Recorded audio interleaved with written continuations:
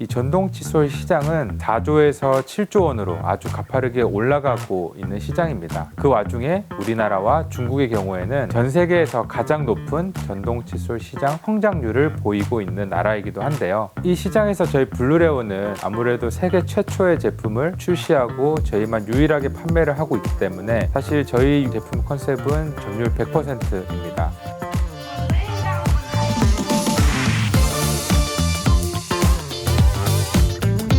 안녕하세요. 불편한 양치의 새로운 패러다임을 제시하는 블루레오의 대표 이승민입니다.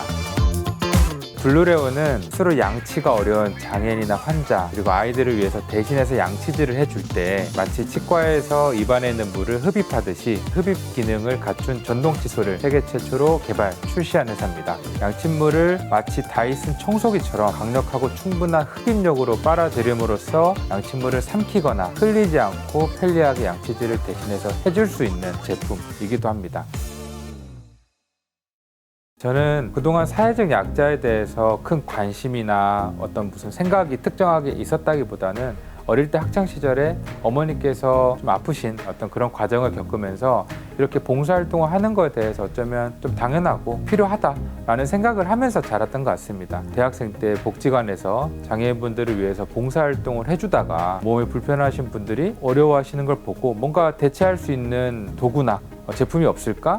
라는 걸 찾아보다가 없길래 당시에 특허 출원을 하고 결국에는 이제 제가 창업에 이르기까지 되었습니다. 항상 나중에 꼭 사업을 해보고 싶다. 나는 사업가가 될 거야. 라는 꿈을 꿔왔습니다. 그런데 이 친구들하고 꿈을 비교해보면 내가 사업을 할 거야 라는 얘기를 하는 친구들은 또 없었던 것 같아요. 사실 주변에 우연히도 사업을 하시는 사업가 분들이 많았습니다. 그래서 어떻게 보면 사업가가 될 거야 라는 제 생각은 제 주변에서는 특이한 게 아니었던 것이죠. 친구들이 보는 책이 저랑 좀 다르다라고 느꼈는데 고등학교 때 우연한 계기로 김규환 명장의 어머니 저는 해냈어요 라는 자서전을 읽고 인생에 큰 변화가 왔었습니다. 저는 어떻게 보면 성공한 사업가 분들의 자서전들을 굉장히 많이 읽었던 것 같고 어떤 그런 회장님이나 그런 성공한 CEO 분들이 과연 처음에 어떤 생각을 가지고 창업을 했는가 혹은 어떠한 배경으로 어떤 아이템을 생각을 했는가 이런 거에 대한 많은 관심, 많은 호기심을 느꼈던 것이 끊임없이 저를 난 사업가가 될 거야 라고 생각하게 된 배경이 아니었나 라고 생각을 하고 있습니다. 저는 대학 때 신소재 공학이라고 해서 재료를 다루는 공학을 전공을 하고 기계공학을 부전공으로 졸업을 했습니다. 사실 이 전공을 선택한 것은 제가 만들고 싶었던 무언가가 있었는데 단순히 그림만 그리고 스케치를 하고 설계만 한다고 해서 만들 수 있는 게 아니더라고요. 그래서 재료에 대한 특성을 모른 채로 만들었다가 낭패로 본 어떤 경험 그런 경험 때문에 어떤 신소재 공학과 재료에 대해서 좀 알아야겠다는 생각으로 진학을 하게 됐고요. 사실 대학에 휴학을 했다가 복학을 했을 때 휴학하기 전에는 없었던 이 창업이라는 키워드가 캠퍼스에는 전혀 창업이라는 키워드가 없었거든요. 근데 복학을 하고 나서 보니까 창업이라는 키워드가 있고 창업 경진대회가 있고 교육, 어떤 강의도 존재하는 것을 알게 됐습니다.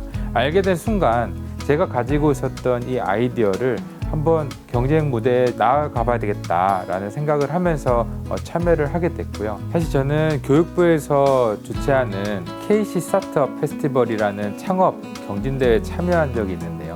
그 당시 창업 경진대회는 정말 1년 가까운 시간 동안 7단계의 미션을 해결하면서 궁극적으로 프레젠테이션 할 수 있는 정말 힘든 경진대회였습니다.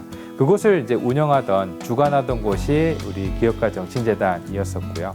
그 과정 속에서 제가 정말 천운으로 우수 아이디어 부분에서 대상, 교육부 장관상을 수상하면서 우리 재단하고 막역한 관계로 있고 어떻게 보면 저 이후에 수상하는 창업팀들 소개를 받기도 하고 저희 사례를 공유하기도 하면서 인연을 이어나가고 있습니다.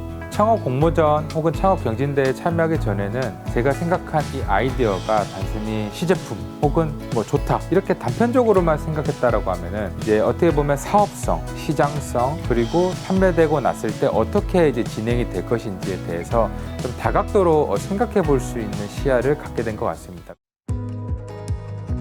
창업을 하는 데 있어서 사실 저 혼자서 해결할 수 없는 부분이 대부분이었기 때문에 사무실도 없고 당연히 자본도 없는 상황에서 사무실을 내어달라고 대학 교수님한테 이메일을 보내고 그랬더니 정말 넓은 사무실을 무상으로 주셨어요. 심지어 대학에 학칙까지 변경되면서 무상으로 사무실을 제공받을 수 있었는데 그런 걸 활용한다든지 아니면 교수님께 찾아가서 교수님의 지혜 혹은 전문성을 노하우를 전수받는 것과 동시에 교수님의 인맥을 소개받는 것도 최대한으로 활용을 했습니다.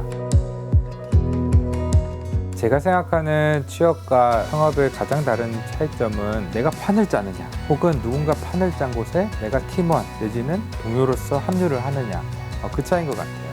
그래서 제가 판을 짠다는 것은 아주 강력한 리더십이 필요하고 모든 책임도 다 제가 져야 되고 그리고 큰 그림을 그릴 수 있는 뭔가 생각 깊이가 강력하게 요구된다는 점에서 큰 차이가 있는데 사실 창업은 모든 직업에서 갖는 어려움을 다 공통적으로 갖는 직업일 수도 있다고 생각합니다. 그만큼 쉽지 않은 길인 것이죠. 그러나 저는 창업을 권하고 싶습니다. 왜냐하면 창업을 해봤느냐 안 해봤느냐는 정말 경험적으로 큰 차이가 있고 그리고 창업을 해본 이 경험은 오너십과 그리고 추진력에 있어서 어떻게 보면 타의 추종을 불허할 수 있는 인재로 성장할 수 있기 때문에 저는 창업이라는 것은 정말 힘들지만 해볼 만한 가치가 있다라고 얘기하고 싶습니다. 사실 취업 활동이 전제된 혹은 선행된 창업이 바람직하다라고는 보고 있습니다. 예를 들어서 우리가 인턴십 활동을 하고 나서 취업을 하듯이 정식적으로 정규직에 채용이 되듯이 뭔가 하나의 경험을 해보고 나서 창업을 해보는 게 더 성공 가능성을 키울 수 있다. 저는 그렇게 보고요. 창업을 하면 모든 걸 제가 다 혹은 내 스스로 만들어 나가야 되기 때문에 어떻게 보면 리더십이 안 만들어질 수가 없는 또 그런 직업이라고도 생각이 듭니다.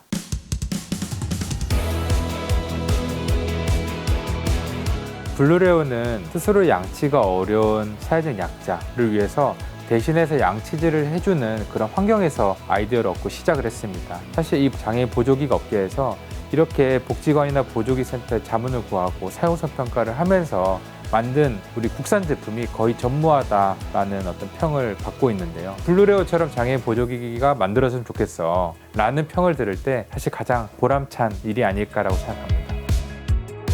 사실 저의 개인적인 꿈과 목표는 우리나라의 구강 제품과 관련해서 특히 전동 칫솔 관련해서 국산 브랜드가 전무한 상황입니다. 대부분 유명한 외국 브랜드 제품에 의존하고 있는 게 우리나라 이 전동 칫솔 시장의 특징인데요.